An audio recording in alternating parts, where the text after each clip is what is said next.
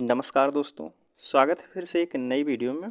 दोस्तों, अगर आप हमसे जुड़े हैं, हमारे चैनल को सब्सक्राइब किए हैं तो बिल्कुल आपको पता होगा कि हम खान सर का जो पॉलिटी का नोट्स है उसमें से ऑब्जेक्टिव प्रश्न को सॉल्व कर रहे हैं। और अब तक इससे पहले हमने जो है 13 वीडियो अपलोड कर दिया गया है। 13 वीडियो अपलोड कर दिया गया है। अगर आप नहीं देखे हैं तो आपको डिस्क्रिप्शन में लिंक मिल जाएगा, आप वहां से जाके देख सकते हैं, या चैनल के प्लेलिस्ट में जाइए, वहां प्लेलिस्ट बनाया गया है, आप एक एक वीडियो को क्रमागत से देख सकते हैं। आज हमारा 14वां टॉपिक है, जिसमें भाग संख्या 13 और 14 के दोनों भाग संख्या 13 और 14 के प्रश्नों को समाप्त किया जाएगा।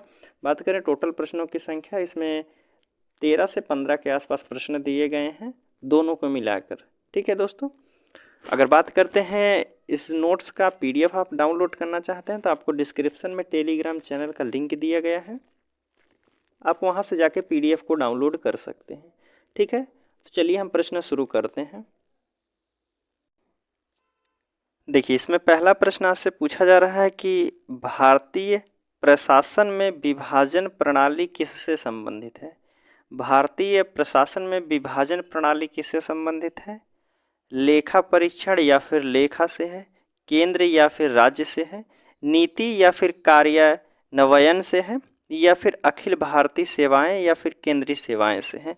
तो आप कहेंगे जो विभाजन प्रणाली है वह नीति कार्यान्वयन से संबंधित है। ऑप्शन क्या हो जाएगा? सी वाला यहाँ बिल्कुल सही हो जाएगा। ठीक है, चलिए अगला प्रश्न है, आपसे पूछा गया है। देखिए, इसमें कह रहा है कि भारत में वरीयता के क्रम में निम्नलिखित में से कौन पहले आते हैं? इन ऑप्शन में से कौन पहले आते हैं?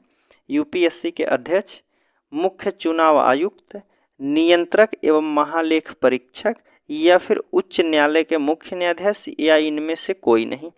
तो वरीयता के क्रम में बात की जाएगी तो इनमें से कोई व्यक्ति नहीं आते हैं। ठीक है, अगला प्रश्न है, कह रहा है लेखानुदान बना है, किसके लिए बना है? कैग की रिपोर्ट पर मतदान के लिए। बी वाला कह रहा है अप्रत्याशित व्यय को पूरा करने के लिए, बजट पारित लंबित होने के कारण, या फिर बजट के लिए बनाया गया है, या इनमें से कोई नहीं। तो जो लोक लेखा बनाया गया है या दोस्तों बजट के लिए ही बनाया गया है। ऑप्शन क्या हो जाएगा? डी वाला यहाँ आपका बिल्कुल सही होगा।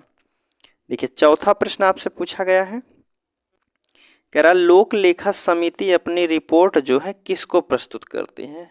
लोक लेखा जो समिति है वह अपनी रिपोर्ट किसको प्रस्तुत करती है? नियंत्रक एवं महालेख परीक्षक को, लोकसभा के स्पीकर को, संसदीय मामलों के मंत्री को, या फिर भारत के राष्ट्रपति को। लोक लेखा समिति जो अपनी रिपोर्ट प्रस्तुत करती है, यह प्रस्तुत करती है लोकसभा के स्पीकर को। ठीक है, तो ऑप्शन क्या हो जाएगा? बी वाला यहाँ सही होगा।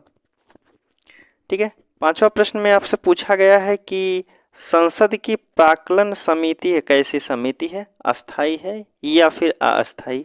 तो आप कहेंगे संसद की जो प्राक्कलन समिति है वह अस्थाई समिति है। ऑप्शन ए वाला भी यहाँ का बिल्कुल सही होगा। ठीक है, अगला प्रश्न है, इसमें पूछा जा रहा है कि किसे भारत का नियंत्रक एवं महालेख परीक्षक नियुक्त किया गया है? किसे किया गया है दोस्तों? राजीव महर्षि को, गिरीश चंद्र मुर्मू को, विवेक शर्मा को, नरेश अय्यर को। तो आप कहेंगे नियंत्रक और महालेख परीक्षक के रूप में जो नियुक्ति की गई है यह दोस्तों है कौन है? तो आपका यहाँ जो आपका सही आंसर हो जाएगा गिरीश चंद्र मुर्मू है, जो कि ऑप्शन बी वाले में दिया गया है, तो बी वाला बिल्कुल सही होगा। ठीक है, अगले प्रश्न की बात कर लेते हैं। इसमें कह रहा है निम्नलिखित कथनों पर विचार कीजिए। पहला है कि नियंत्रक एवं महालेख परीक्षक भारतीय लेखा परीक्षक एवं लेखा विभाग का मुखिया होता है, तो यह बात बिल्कुल सही है। ठीक है, दूसरा कह रहा है शशिकांत शर्मा भारत के गृह में नियंत्रक एवं महालेख परीक्षक है, तो नहीं दोस्तों, तो यह कौन सा हमारा गलत हो जाएगा। तो कौन सा पहली बातें सही कही गई हैं? तो केवल पहले वाले ऑप्शन में सही है, तो ए वाला सही होगा। अगला प्रश्न है, देखिए आठवां प्रश्न आपसे पूछा जा रहा है, भारत में नियंत्रक एवं महालेख परीक्षक की नियुक्ति की जाती है, किसके द्वारा की जाती है? राष्ट्रपति द्वारा, लोकसभा अध्यक्ष द्वारा, या फिर अध्यक्ष नीति आयोग द्वारा, या वित्त मंत्री द्वारा किया जाता है?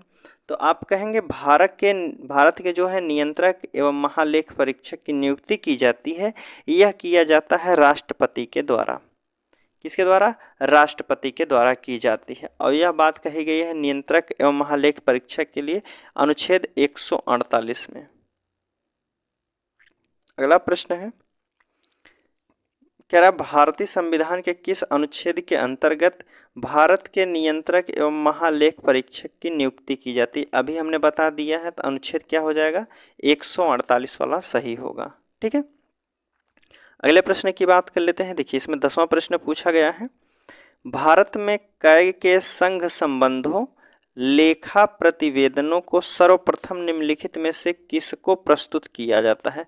सबसे पहले किसको प्रस्तुत किया जाता है? लोक लेखा समिति के अध्यक्ष को, लोकसभा के प्रधानमंत्री को, भारत के प्रधानमंत्री को, या फिर भारत के राष्ट्रपति को? तो आप कहेंगे कै के संघ संबंधों का लेखा प्रतिवेदनों को सर्वप्रथम जो प्रस्तुत किया जाता है वह भारत के राष्ट्रपति के समक्ष प्रस्तुत किया जाता है। तब कहेंगे ऑप्शन डी वाले में बात कही गई है, तो डी वाला सही होगा। अगले प्रश्न की बात कर लेते हैं। देखिए इसमें पूछा जा रहा है कि निम्नलिखित में से किसके द्वारा भारत के नियंत्रक एवं महालेख परीक्षक के पद का सृजन किया जा सकता है? किसके द्वारा किया जाता है? संसदीय अधिनियम द्वारा, संविधान द्वारा, केंद्र सरकार द्वारा, या फिर राष्ट्रीय विकास परिषद द्वारा?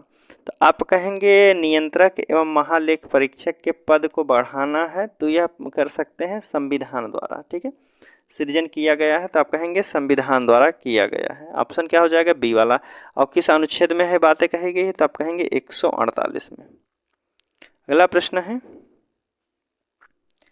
कह रहा कि भारत के नियंत्रक एवं महालेख परीक्षक के संबंध में निम्नलिखित में से कौन सा कथन सही नहीं है? इनमें से कौन सा कथन सही नहीं है?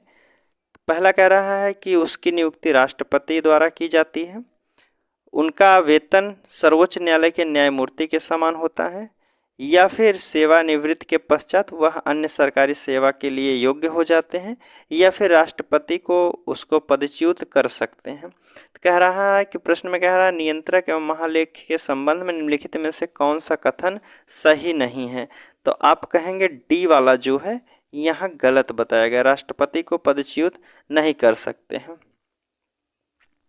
अगला प्रश्न है और आज का लास्ट प्रश्न दिया गया है, इसमें कह रहा है कि नियंत्रक एवं महालेख परीक्षक की टीका टिप्पणी पर उचित कार्यवाही करने की अंतिम जिम्मेदारी किसको दी गई है? भारत के राष्ट्रपति के, या फिर सर्वोच्च न्यायालय की, संसद की, राष्ट्रीय विकास परिषद की?